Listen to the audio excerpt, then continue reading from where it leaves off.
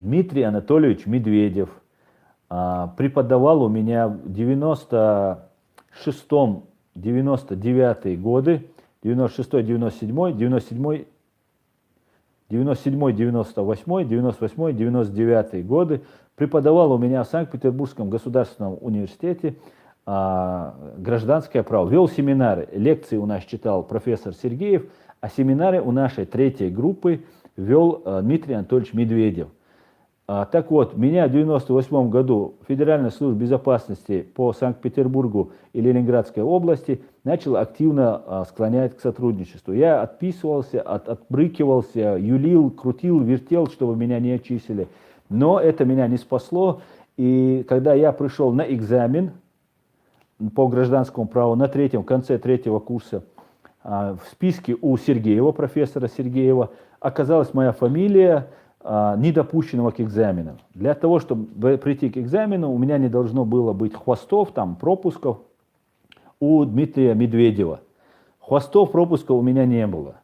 Я постарался найти Дмитрия Медведева. Дмитрий Медведев убежал от меня.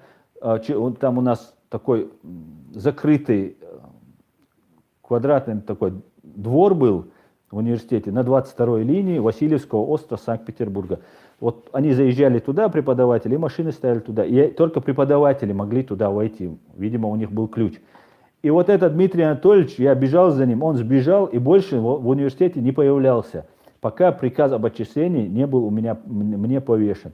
Я много писал, много жаловался, дошел до Вербицкой, до ректора, и Вербицкая сказала мне, что не пиши жалобы, ладно, короче, она еврейка, я ей объяснил, что раньше евреев угнетали, сейчас чеченцев угнетают. Там сидел сотрудник ФСБ, когда я с ней разговаривал, там сидела новая наша замдекана Шевелева, и мне сказали, что мы тебя оставить не можем, так как ты пишешь жалобы, а я сказал, я до Европейского суда дойду, я буду жаловаться. Слава Богу, заявление писать меня научили.